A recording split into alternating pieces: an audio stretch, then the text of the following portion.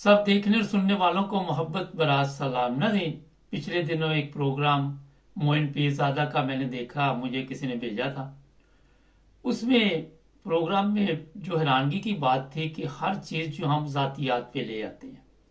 अब्दुल करीम साहब सब आप जानते हैं, पिछले दिनों हमने भी प्रोग्राम किया था कि वो यूएनओ में इसराइल के जो वजीर आज़म है और चीफ ऑफ आर्मी स्टाफ, वजीर दफा, उनके खिलाफ एक एप्लीकेशन देने वाले हैं। उसके बाद जनाब मोहन पीरजादा ने एक मजहबी रंग भी दिया और उनकी ज़ाती ज़िंदगी पर भी मेरा ख्याल है कि ऐसी बातें की जो मुनासिब नहीं थी। अरफान अहमद खान साहब हमारे साथ हैं, उनसे पूछेंगे। खान साहब, क्या हाल है? खैरियत, अल्लाह का फजल, ठीक है। खान साहब, ये बताइए कि ये चेहरे से तो लगते हैं कि कोई पढ़े लिखे लोग हैं, कुछ इनमें समझ बूझ होगी, मगर क्या वजह कि जहालत हर तरफ फैली हुई है और कोई तब्दीली नहीं आ रही? किसी की ज़ाती ज़िंदगी पर ये आवाज़ उठाते हैं, कभी ये मज़हब के मतलब आवाज़ उठाते हैं, क्यों नहीं तब्दीली आ सकती?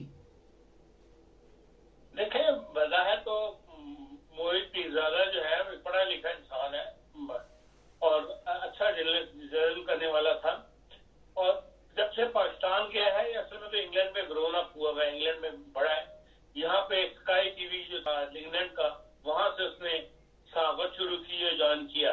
जी। उसने मेरा भी प्रोग्राम एक किया था स्काई टीवी के ऊपर, वर्ल्ड टुडे उसका नाम था प्रोग्राम का। ये शाम को 6 बजे किया करते थे। फिर इन्होंने मेरे और मलक वसीम के साथ जो स्वीडन वाले हैं भी एक इकट्ठा प्रोग्राम किया। उस वक्त से मेरी इसकी इस्लाम दुआ है और मैं इस्लामाबाद जाऊं तो इससे मिलता हूँ। यहाँ भी एक दफा यूसुफ जिलानी के साथ आए थे, टीम में सहाफत की, तो उसका भी इनसे रब्ता था। बात यह है कि ये पाकिस्तान जाने के बाद उस माहौल का असर है कि सुन के खिलाफ बातें, जमात के खिलाफ या हमारे अफराद के खिलाफ हर वक्त वहाँ लोग ओपनली बातें करते हैं, टीवी के ऊपर बातें करते हैं, टीवी प्रोग्राम की रेट बढ़ जाती है हमारे खिलाफ बात करने से। उसका असर मेरे ख्याल इसने ले लिया है, वरना ये वजह है तो पढ़ा लिखा आदमी और ऐसी बात करता नहीं है। और आर्मी के खिलाफ जो इसने प्रोग्राम किए हैं उसकी वजह से मुल्क छोड़ के अभी वाशिंगटन में बैठा हुआ है। और वहाँ उसने दोनों इंफॉर्मेशन जो है वो उसने गलत दी है। एक तो ये है कि वो मर्दान में पैदा नहीं हुए, ये ब्लैकपुल फैमिली है इंग्लैंड की। डॉक्टर सईद खान साहब स्किन स्पेशलिस्ट थे, बहुत जबरदस्त। मैंने भी अपने बच्चों का इलाज उनसे करवाया था 84 के अंदर, 83-84 में। तो बहुत जबरदस्त स्किन स्पेशलिस्ट है। उनका ये बेटा है और इसी पैदाइश इंग्लैंड की है, यहीं ग्रोन अप हुआ है। और बाकी उनकी जाती जिंदगी को बीच में शामिल करना और ये कहना कि वो तलाक हो गई, अच्छी बात है, खुशी की बात है। तो ये तो एक उनकी कहना चाहिए कि उनकी शख्सी कमजोरी है मोहित पीरजादा साहब की। और ये उसका असर है जो कुछ पाकिस्तान में जमात के खिलाफ कसरत के साथ दिन रात बोला जाता है, लिखा जाता है, बताया जाता है। उसका असर उन्होंने भी किसी स्टेज पे कबूल कर लिया जी। खान साहब, सवाल ये है कि यहाँ यूरोप में ये लोग आ जाते हैं, यहाँ आके भी ये चीज़ें नहीं सीखते। यहाँ तो इन चीज़ों को मजहबी रंग नहीं दिया जाता। अब्दुल करीम साहब जहाँ पे बैठे हुए हैं वहाँ भी इनको एतराज़ है कि वो अहमदी हैं। तो आप क्या समझती हैं इन चीज़ों को? देखें, वो इतना हाई स्टेज तक पहुंचा वो बंदा है जिसका कोई मजहब से कोई मतलब इतना लिंक नहीं होता। यकीनन वो अहमदी है, जमात के अंदर आते हैं, जैसा सुनाने में भी आते हैं, मैं उनको जलसा में मिलता रहा हूँ। तो लेकिन ये है कि ये एक किस्म का कहने के हसद है जो लोगों के अंदर पन रहा होता है जमात की मुखालफत के अंदर। और वो फिर इन बातों को बजाय अप्रिशिएट करने के पाकिस्तानी इतनी हाई पोस्ट के ऊपर, इंटरनेशनल लेवल के ऊपर काम कर रहा है, बजाय इसको अप्रिशिएट करें। तो ये उस तासुब का नतीजा है जो जमात के खिलाफ, जमात के लोगों के खिलाफ, लोगों के दिलों में घर कर चुका हुआ है, उसकी वजह है। वरना तो कोई ऐसी वो नहीं। असल बात ये है कि जो पढ़ा लिखा था, ज्यादातर पढ़ा लिखा अप्रिशिएट करता है, ये इन मामला में दखल अंदाजी नहीं करता। वो तो ये है कि मोहित साहब ने बात करके तो अपनी रेटिंग बढ़ा ली होगी कि 4 लोगों ने और कसरत से देखा होगा प्रोग्राम को कि यार ऐसी कोई बात हुई है, तो इस वजह से वो इन मामला में दखल अंदाजी कर देते हैं। वरना मोहित पीरजादा साहब खुद भी, उनके बारे में बड़ा लंबा केस चला था कि इन्होंने अपने वालिद की वफात के वक्त जब वो फौत होने वाले थे, कहीं उनसे जाली दस्तखत वगैरह करवा लिए थे। उस चक्कर में ये अंदर भी रहे, पाकिस्तान के अंदर जेल के अंदर रहे। बेसिकली आज़ाद कश्मीर की फैमिली है, इनके वालिद भी आज़ाद कश्मीर से थे, और उनकी वफात के बाद इन्होंने कोई ऐसे गड़बड़ की थी जायदाद के अंदर, कागजात के अंदर, उस वजह से इनके ऊपर मुकदमा बन गया था, इनके रिश्तेदारों ने बना दिया था, और ये खुद भी अंदर रहे थे। इसलिए आप कह सकते हैं वो इतने करेक्टर वाले आदमी नहीं है कि आप उन पर 100% टेस्ट कर सकें। हाँ सर, आपने बताया कि इस तरह के प्रोग्राम देखने से लोग ज्यादा प्रोग्राम देखते हैं, तो इसमें जो मैंने चेक किया वो भी तो अहमदी देखते हैं और अहमदी इनकी रीडिंग बढ़ाते हैं। अहमदी के अंदर अहमदी डायरेक्ट तो नहीं देखते हैं, अहमदियों का तो सोशल मीडिया पे वो गर्दिश कर जाता है। मैंने भी सोशल मीडिया पे गर्दिश करता हुआ आपके देखा है। डायरेक्ट देखने वाले जो हैं वो तो जो उन्हीं के जेर असर लोग हैं, जो उन्हीं के नजरियात से ताल्लुक रखने वाले लोग हैं, वो डायरेक्ट देखते हैं। और फिर आपको पता है सोशल मीडिया के अंदर भी हमारे खिलाफ कोई खबर चल जाए तो वो बड़ी कसरत से फैलती है।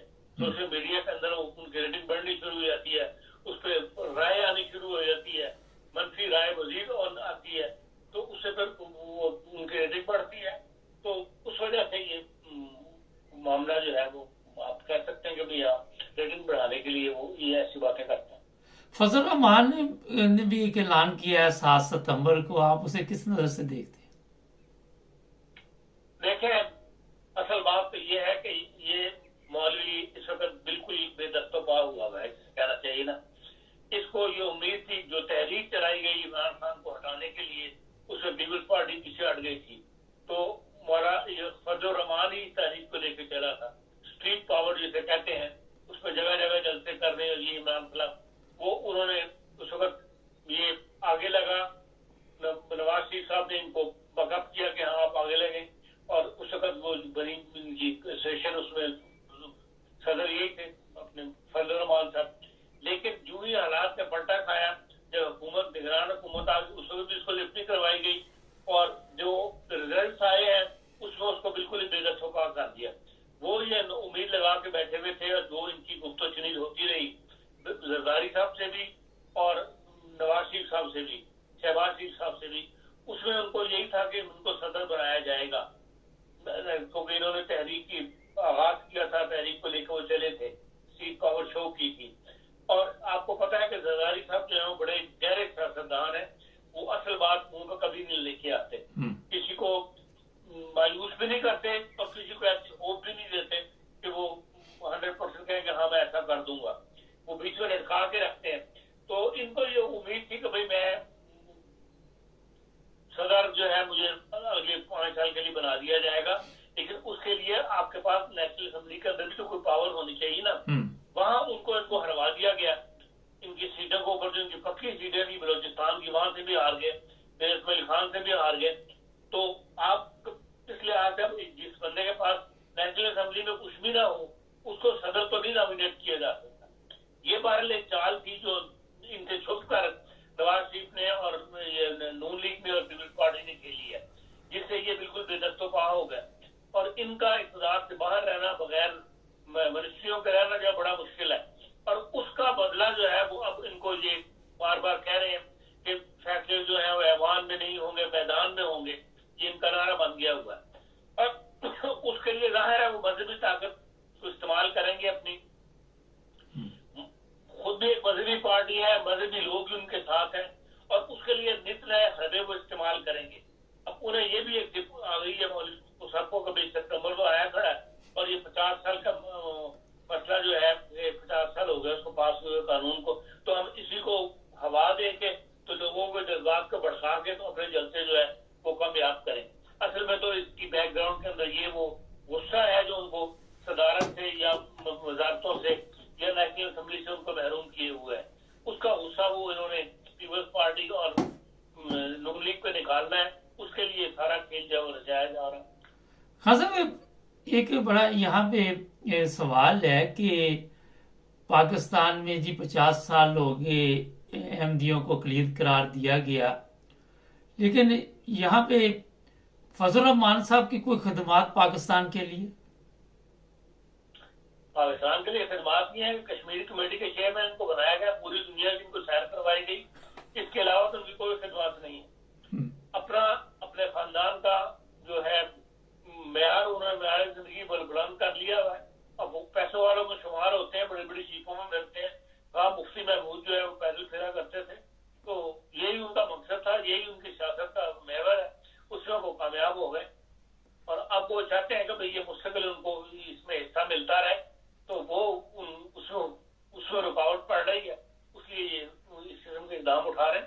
ورنہ دیوبند والوں نے کبھی بھی پاکستان کے لیے کوئی ایسی خدمت انجام نہیں دی کہ جس کے لیے ان کی تمام جو اندر سے خواہشات ہیں یا ان کی پالیسیز جو ہے وہ دیوبند انڈیا کے ساتھ ہی ملتی ہوئی ہے، انہی کے ساتھ مل کے ہی چلتے ہیں. خان صاحب، آپ نے یہ بات ابھی بتائی کہ پیسے لیتے رہے، کام کوئی نہیں کیا. پھر ڈیزل کے نام پہ بھی مولانا صاحب کافی مشہور ہیں، لوگ ان کو جانتے ہیں. تو اپنی تو کوئی نیک نامی نہیں ہے، تو ویسے تو کبھی 14 اگست نہیں منایا، تو اب ان کو کیوں یہ گولڈن جوبلی کے اوپر اتنا جوش آ گیا؟ میں بتایا نا آپ کو کہ مقصد ان کا صرف یہ ہے کہ اپنے اسٹریٹ پاور شو کریں، اپنے لوگوں کو سڑکوں پہ نکال کے تو حکومت کو تنگ کرنا ہے. جو غصہ ہے وہ نکالنا ہے زرداری صاحب پہ اور نواز شریف صاحب کے اوپر. اس کے علاوہ اس کا کوئی ایسا مقصد نہیں ہے، نہ ان کو مقصد حاصل ہوگا. بجائے اس کے کہ ٹھنڈے دل سے غور کریں کہ ان 50 سالوں کے اندر پاکستان نے کیا کیا نقصانات کیے، اس ڈائریکشن کے اندر سوچیں کہ بھئی اس فیصلے سے پاکستان کے اندر سوسائٹی کو کیا نقصان ہوا یا جیسی کو کیا نقصان ہوا، آپس میں نفرت ہے کس قدر بڑی، ایک دوسرے کے خلاف کس طرح کھل کر سامنے آئے اور ایک دوسرے کے خلاف لڑائی جھگڑے اور مار پٹائیوں تک ایک دوسرے کے خلاف چل رہی ہے.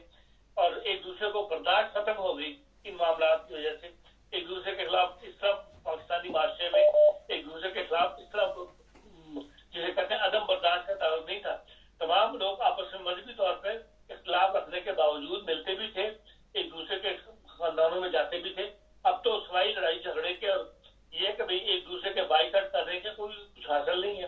تو بجائے ان کے کہ ان باتوں پر غور کریں کہ بھئی 50 سال کے اندر جو صحیح دانشور ہیں وہ تو اس بات کو لکھتے ہیں اشاروں کے اندر، تو پاکستان کے اندر مذہبی تفرقہ جو ہے اس میں زیادہ اضافہ ہوا ہے اور آپس میں لوگوں کے اندر پیار محبت جو ہے وہ ختم ہو گیا ہے. جو رکھ رکھاؤ تھا، جو محلے داری تھی، ایک دوسرے کے دکھ سکھ میں شریک ہونا تھا، وہ سب ختم ہو کر رہ گیا. ہر چیز کی بنیاد جو بن گئی ہے وہ مذہب بن گیا ہے. ہر معاملے میں مذہب کو دیکھا جاتا ہے. کسی کا افسوس بھی کرنا ہے، کسی کی خوشی میں شامل ہونا ہے یا نہیں ہونا، اس میں بھی مذہب کو پرکھا جاتا ہے کہ یاری کس فرقے سے ہے. اس حد تک جو ہے آپس میں تفریق پیدا ہو گئی ہے سوسائٹی کے اندر. تو جس کی ابتدا جو ہے اسی 74 کے واقعے سے ہوئی تھی، اس ترمیم کے بعد سے آخر بڑھتے بڑھتے کہاں تک ہے اور ابھی کا کوئی اینڈ نہیں ہے. تو بجائے اس کے کہ اس کو روکا جائے، اس قسم کی کرنا وہ سوائے اس کے کہ آپ اس کی غصہ نکالنا اور کوئی سب وہ نہیں ہے. ہاں سر، ذرا مختصر بتائیے کہ جب یہ 74 کی اسمبلی نے یہ فیصلہ دیا اور اس کے بعد آج تک جتنی بھی پاکستان میں قومی اسمبلی بنی، وہ کوئی مذہب سے واقف تھی؟ ان کو کوئی مذہب کا علم تھا؟ دیکھیں مذہب پہ ہر کام جو ہے سوسائٹی کے اندر اتنا ڈیولپ ہوئی ہے کہ ہر کام جو ہے وہ مولوی پر چھوڑا ہوا ہے. کسی نے کوئی بات پوچھی ہو، نکاح پڑھانا ہو، کوئی مطلب فرق مولوی کے پاس چلے جاتے ہیں. اپنا علم کسی نے اضافہ نہیں کیا اپنے ملک کے اندر. یہ بہت کم سوسائٹیز کے اندر ہے کہ انہوں نے خود دینی تعلیم حاصل کی ہو. اسی لیے آپ دیکھ لیں کہ نیشنل اسمبلی کے اندر جو ممبران منتخب ہوتے ہیں ان میں کوئی بھی مذہبی علم نہیں رکھتا. کسی کو تلاوت کرنی نہیں آتی، اگر کوئی کہیں کرنی پڑ جائے تو تلاوت میں غلطیاں نکل آتی ہیں، غلط تلاوتیں کرتے ہیں. اور مذہب کے اوپر جو رائے دیتے ہیں اس سے صاف پتہ لگ جاتا ہے ان کے پاس سطحی علم بھی نہیں ہے. بس ایک چیز پکڑی ہوئی ہے ختم نبوت، اس کو ہر جگہ استعمال کر لیتے ہیں اور اسی کے بنیاد کے اوپر ہر چیز کا جو ہے وہ فیصلہ وہ کرتے ہیں. تو اس لحاظ سے تو مذہب کبھی بھی کوئی اسمبلی نہ وہ 74 کی اسمبلی اس قابل تھی، نہ اس کے بعد آج تک جو اسمبلیاں بنی ہیں ان میں کوئی ایسے ممبران آئے ہیں جنہیں مذہب سے لگاؤ ہو یا مذہب کو وہ سمجھتے ہوں. ایسی کیفیت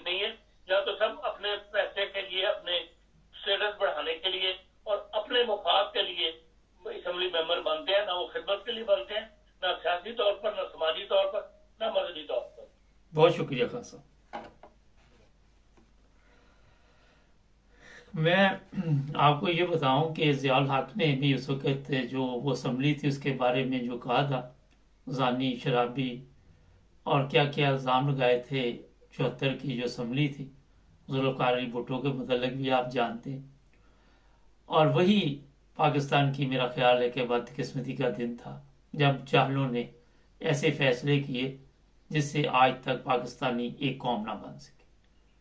हमने मज़हब को नहीं समझा और मज़हब के नाम पे कभी कत्ल हुए, कभी गालियां दी जाती हैं, कभी मुर्दे जो हैं उनको दफनाने की इजाज़त नहीं, कभी कब्रें खेड़ दी जाती है, कभी कलमा तैयबा शहीद कर दिया जाता है, कभी बेगुनाह लोगों को पकड़कर जेल में डाल दिया जाता है, कभी बेगुनाह लोगों को कत्ल करवा दिया जाता है, कभी बेगुनाह लोगों के घरों को लूट लिया जाता है। मज़हब से ये सब कुछ अगर मेरा ख्याल है आपने सीखा है तो फिर मुझे तो ये कहते हुए अफसोस ही हो रहा है कि जनाब आप अभी भी इस्लाम तो क्या इंसानियत से भी दूर है। हमारे चैनल को सब्सक्राइब कर लें, जुड़े रहें हमारे साथ।